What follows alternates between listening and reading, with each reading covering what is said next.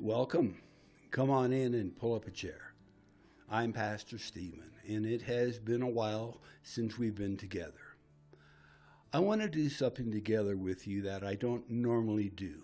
In fact, I'm not sure that I can think of another time quite like this, but I am going to share with you my response based on my understanding of God's holy word, the Bible, to another pastor's reaction video that was posted just the other day. I will post the link to Pastor John Mark's video in the description below so you can see his entire reaction video. If you're not following John Mark and the Minor Prophets, I would encourage you to do so. They are presenting some very important exposés on corruption, false teachings, and false prophets in the church today. Definitely worth your time to watch and follow. I want to offer my response to Pastor John Mark's reaction video so you decide for yourself what the Lord would have you do about the conditions that John Mark and Jake Lang are talking about. Is Jake Lang right? Is John Mark wrong? Did the Minor Prophets miss it on this one?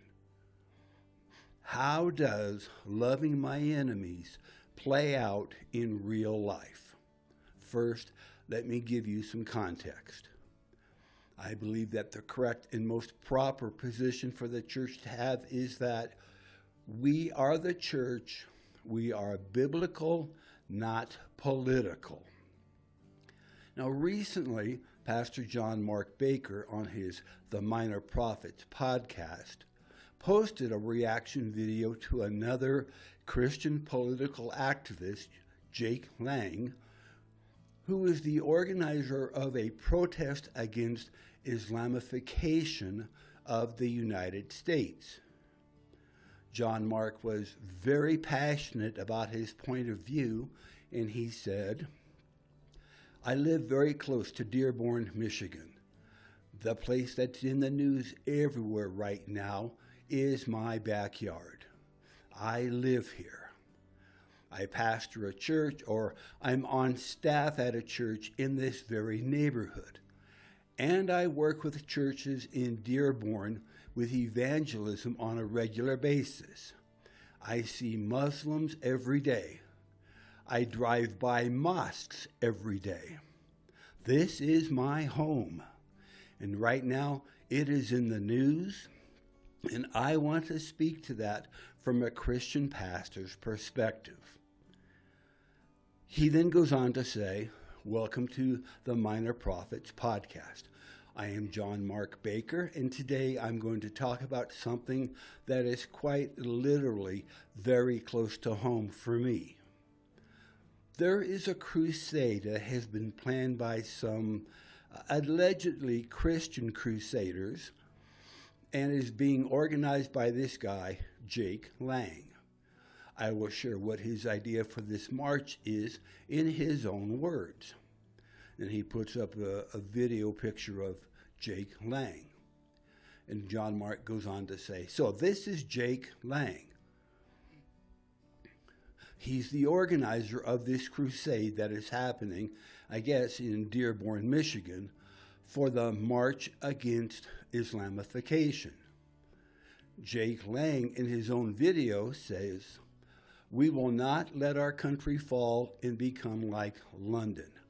We will stand strong against these Islamic invaders. These jihadists will have to go. Christians in America, you need to stand up before your daughters are raped in the streets like the animals that they think we are. They call us kafirs. They hate us, and they want to destroy white people and Christian America. We will not allow that to happen. Pastor John Mark continues, so much of the rhetoric around Islam in America has more to do with identity politics than it does with the gospel. And as Christians, we should be viewing this first through the gospel lens. And that's not to say that the political lens is not important. When somebody comes to our nation, and maybe they are circumventing the laws, that is a problem. Immigration is an issue. And if you open up the doors to anybody who would come, everybody comes. And suddenly, you know, if I were to do that with my house, at what point does it stop becoming my house and it's somebody else's house? I understand some of the political things that really come to bear and are important to think about. But some of the things that are being shared here about Muslims in Dearborn, it's just not my experience. It's not my reality. The picture that Jake Lang is painting about Dearborn, Michigan, it's just not true.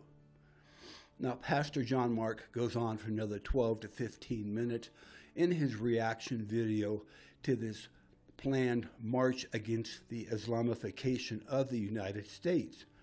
He's very passionate about what he believes to be the best position for the Christian church to take, which is to love our enemies and tell them that Jesus loves them and died for them. John Mark then puts up a picture of another pastor in his area and continues speaking. I want to offer another perspective, another way to look at what we're dealing with right now.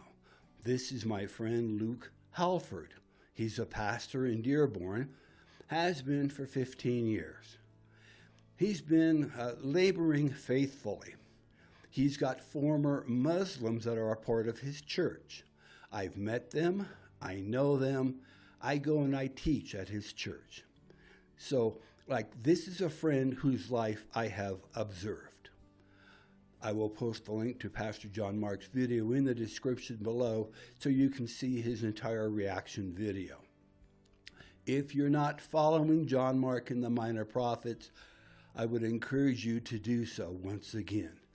They are presenting some very important exposés on corruption, false teachings, and false prophets in the church today. Definitely worth your time to watch and to follow. But I want to offer my response to Pastor John Mark's reaction video. You decide for yourself what the Lord would have you to do about the conditions that John Mark and Jake Lang are talking about. Is Jake Lang right? Is John Mark wrong? Did the Minor Prophets miss it on this one? Here's my response to that video. How does loving my enemies play out in real life? We have talked about what happens when a nation turns away from God. We have asked whether God has ever allowed one nation to be used to correct or discipline another. We have asked why he would do such a thing. And then we asked a much more uncomfortable question: would God ever do that to us? I would ask, why wouldn't he? Have we done the things that he has asked us to do? We need to ask ourselves, have we loved our enemies? Have we prayed for those who oppose us? Have we told them the truth? Have we forgiven? Have we sought justice without seeking revenge? Have we respected the laws of the land? Have we protected what God has entrusted to us? And perhaps the question underneath all of those questions is this: what does loving my enemies actually look like in real life? That is a much harder question than simply saying, love your enemies. This is not simply a matter of saying, love your enemies, so let's be nice. It does not mean try harder to understand one another, and it certainly does not mean, well, sometimes there's nothing you can do. There is something we can do.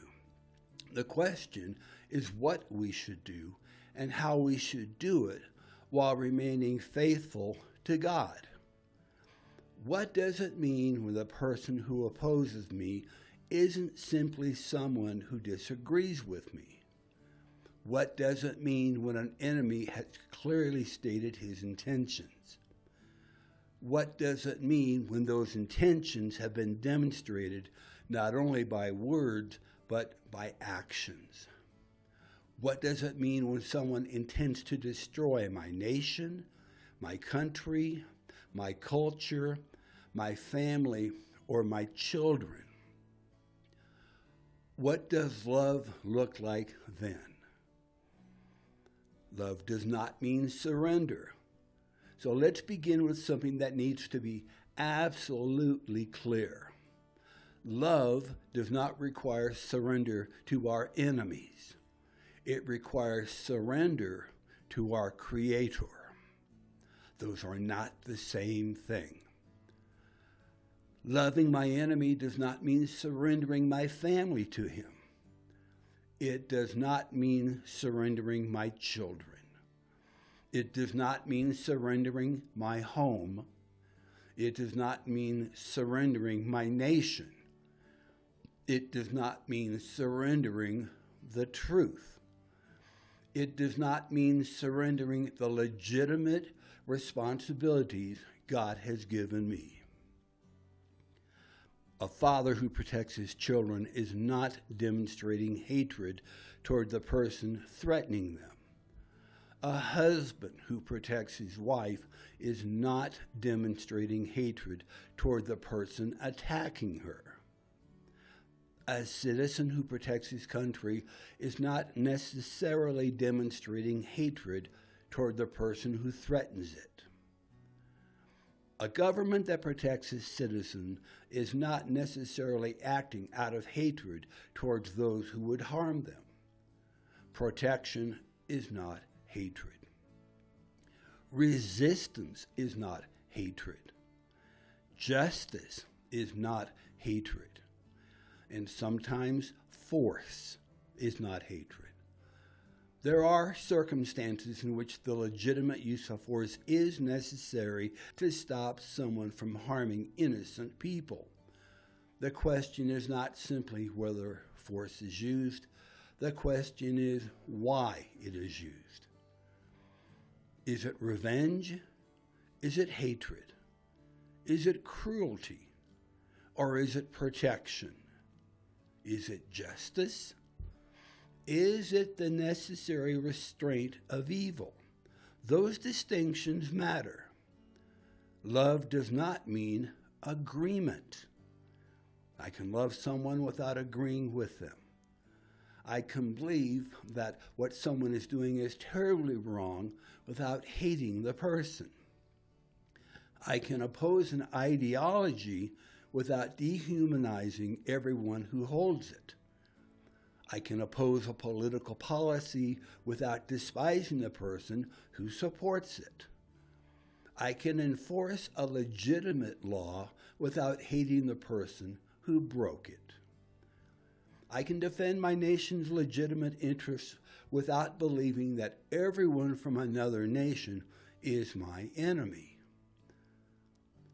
Love does not erase truth, and truth does not require hatred. But there is also a point where an argument is no longer merely an argument. When intentions have been clearly declared and actions have repeatedly demonstrated those intentions, we must stop pretending that every conflict can be solved by simply having another conversation.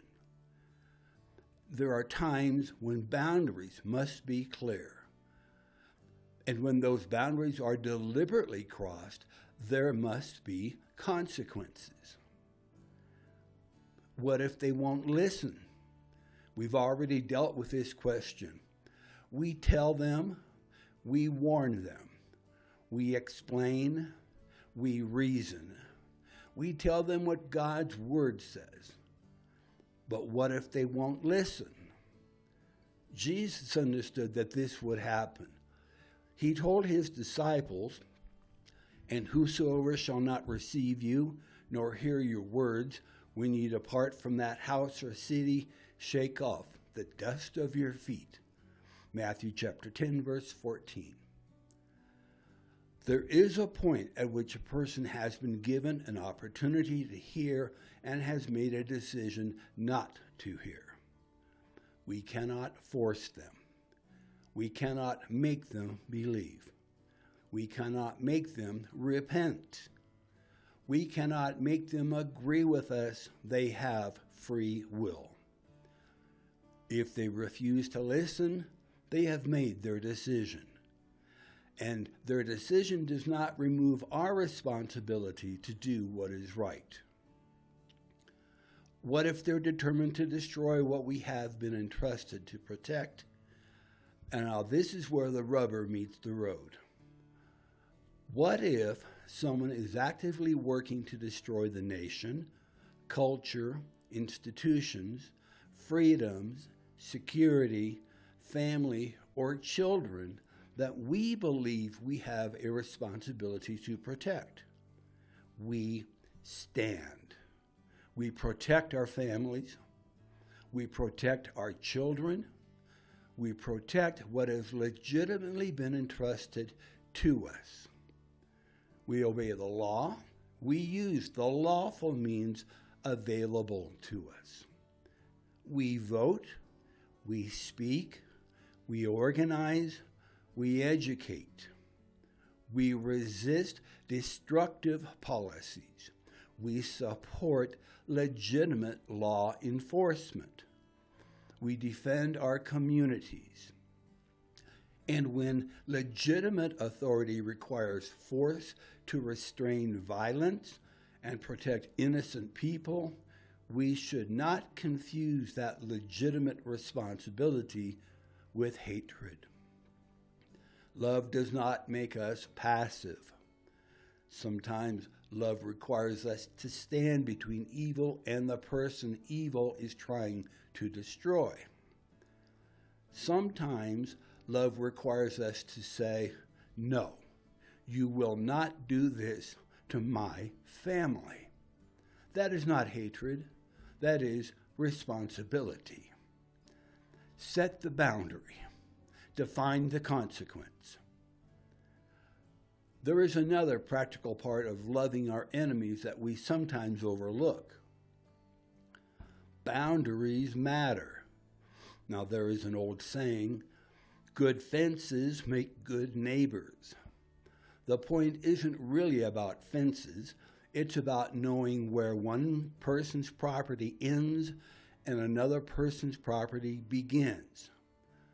A good fence establishes a boundary. It tells us, this is mine, that is yours. Here is the line between us. And strangely enough, knowing where that line is can actually make it easier for people to live together peacefully. A fence doesn't necessarily mean that I hate my neighbor. It doesn't mean I want my neighbor to fail. It does not mean I don't care about my neighbor. It simply means that there is a boundary. And sometimes good boundaries are what allow neighbors to remain good neighbors. The same principle applies to families, communities, governments, and nations. If someone repeatedly crosses a boundary, simply announcing the boundary again accomplishes very little. A boundary without a consequence is often nothing more than a suggestion. So there comes a time to say, this is the boundary. This is what you may not do. This is what will happen if you cross it. And if the boundary is deliberately crossed, the consequence must follow. That principle can apply in a family. It can apply in a community. It can apply in a government. It can apply between nations. This is not about revenge. It is about making it clear that actions have consequences. We don't have to hate someone in order to establish a boundary. We do not have to hate someone in order to enforce a law. We do not have to hate someone in order to defend a border. We do not have to hate someone in order to protect a child. We do not have to hate someone in order to stop an aggressor. We can overcome evil with good. Paul wrote, "Be not overcome of evil, but overcome evil with good." This is Romans chapter 12, verse 21. Overcoming evil with good does not mean allowing evil to continue unchecked. It means that good remains the standard by which we respond to evil. And perhaps that is another part of what loving our enemies looks like in real life. I can love my neighbor without giving him permission to tear down my fence. I can love my enemy without giving him permission to destroy what God has entrusted to me. A good fence does not have to be an expression of hostility. Sometimes, a good fence is what makes peaceful coexistence possible. We can resist evil without becoming evil. When someone does evil to us, there is a temptation to respond with evil. They hate us, so we hate them. They lie about us, so we lie about them.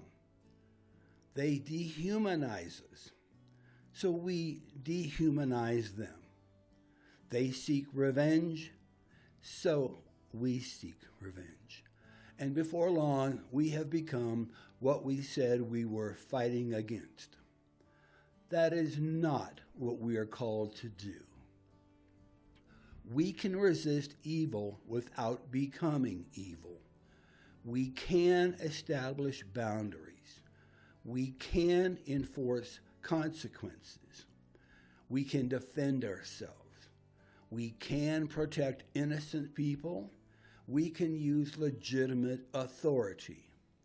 We can fight when fighting is necessary, but we must not allow hatred, cruelty, or personal revenge to become the governing principles of our own hearts.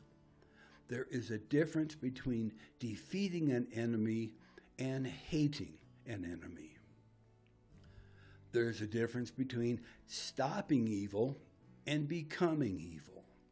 And there is a difference between justice and revenge. The Bible tells us, "Abhor that which is evil, cleave to that which is good." Romans chapter 12, verse 9.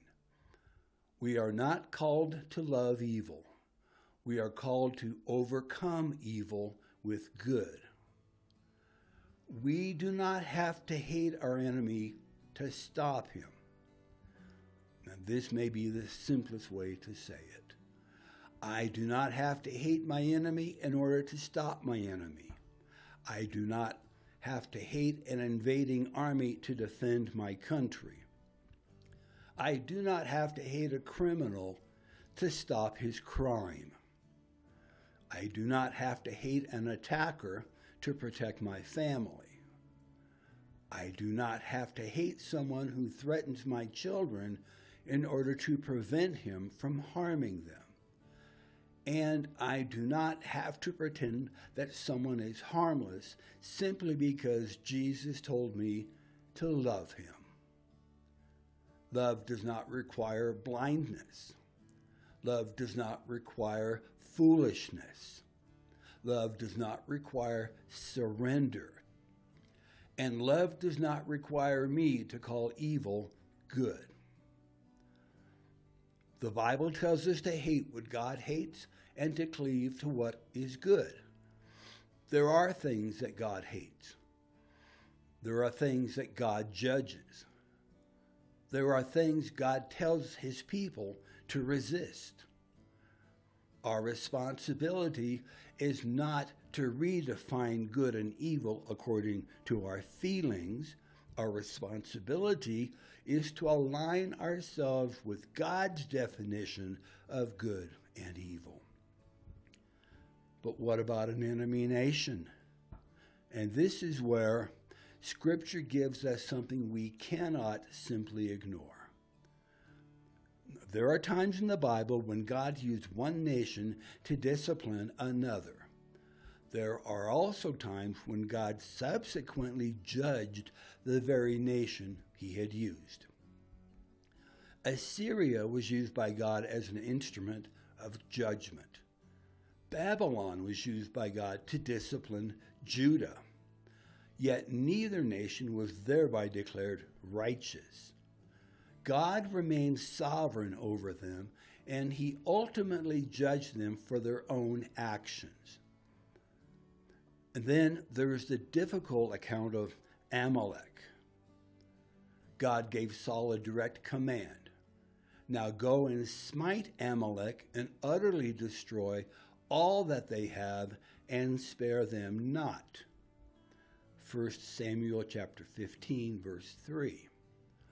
Saul did not completely obey. He spared Agag the king and kept the best of the livestock. Then Samuel came to him. Saul said, I have performed the commandment of the Lord. And Samuel answered, what means then this bleating of the sheep in my ears and the lowing of the oxen which I hear? We read this in 1 Samuel chapter 15, verse 14. The lesson is not that we should decide for ourselves which people deserve destruction. We have not been given that authority. The lesson is that God's people must never confuse their own judgment with God's command.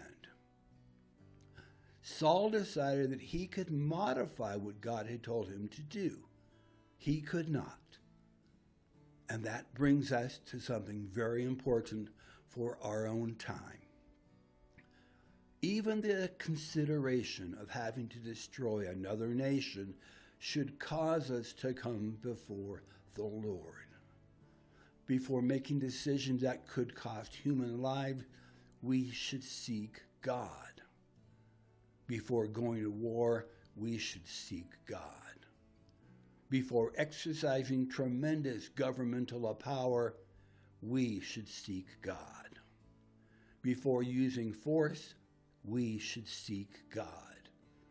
We should ask, Lord, what would you have us do? Because there is an enormous difference between doing what God has commanded and asking God to bless what we have already decided to do. That may be the real lesson of Saul. Saul did not simply have a military problem. Saul had an obedience problem. He decided what he would do and then claimed that he had obeyed God. And God saw the difference. What about the defense of a nation?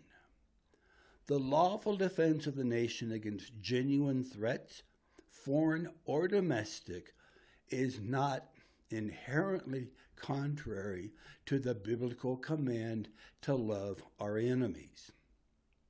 Our Constitution recognizes the government's responsibility and authority to provide for the nation's defense, dividing those powers between Congress and the President. That means that defending the nation is not, by definition, hatred. Protecting citizens is not, by definition, hatred. Stopping an invading force is not, by definition, hatred. Enforcing legitimate laws is not, by definition, hatred. But even here the question remains, are we acting righteously? Are we protecting the innocent? Are we acting within legitimate authority? Are we seeking justice rather than revenge? Are we acting from wisdom rather than hatred? And most importantly, have we sought the will of God? Because even when force is necessary, God is still God. Our responsibility is not to become God. Our responsibility is to obey him. So, what does loving my enemy look like? Perhaps it looks something like this. I tell him the truth. I warn him when warning is appropriate. I give him an opportunity to listen. If he refuses, I recognize his decision. I do not surrender to him. I do not allow him to harm my family. I do not abandon my responsibilities. I establish boundaries. I make the consequences clear. If those boundaries are deliberately crossed, I enforce the consequences lawfully and appropriately. I resist evil. I protect the innocent. I seek justice rather than revenge.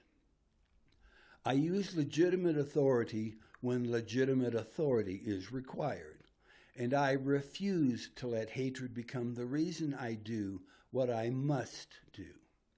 That is not passive. That is not surrender. That is not weakness. That is love with responsibility attached to it. And perhaps the most important distinction is this. I can love my enemy without surrendering to my enemy, because ultimately I'm not called to surrender to my enemy. I am called to surrender to my Creator. So perhaps the question we should carry with us is not, how do I defeat my enemy? Nor is it, how do I surrender to my enemy? It is, how do I remain faithful to God while dealing with my enemy? That question requires courage. It requires wisdom. It requires strength. It requires restraint. It requires justice. It requires love. And sometimes it requires us to stand. Sometimes it requires us to speak. Sometimes it requires us to protect. Sometimes it requires us to resist. And sometimes it may even require us to fight. But whatever we do, we must never forget whose kingdom we are ultimately serving, because our enemies are not God. Our government is not God. Our president is not God. Our nation is not God. And neither are we. God is God. And perhaps that's where this entire response has been trying to bring us. Not merely to ask, what is wrong with America? Not merely, what is wrong with the government? And not merely, what's wrong with the church? But finally, what does God require of me? And perhaps when it comes to loving our enemies, the answer is not nearly as passive as we sometimes make it sound. Love them, tell them the truth, pray for them, do not hate them, do not surrender to them, protect what God has entrusted to you, resist evil, overcome evil with good, establish boundaries, enforce legitimate consequences, and before making decisions that can change lives, nations, and history, seek the will of God. Because God cares about the decisions that we make and the paths that we take. And he wants to walk with us on these paths of life, just like he did with the first man, Adam, back in the Garden of Eden. He wants to lead us. And here's the funny thing. God not only goes before us, he walks beside us, he has our backside, and he lives within us. before us. The Lord, he it is that doth go before thee. Deuteronomy 31:8. Beside us, I am with you always. Matthew 28:20. Thou hast beset me behind and before. Psalm 139, verse 5. Within us, know ye not that you're the temple of God and that the Spirit of God dwells in you? 1 Corinthians 3:16. Only our God could do this. Thank you for taking the time to consider these things. Remember, the church is biblical, not political. I am Pastor Stephen, and until next time, may the Lord guide you, protect you, prosper you as you follow hard after him.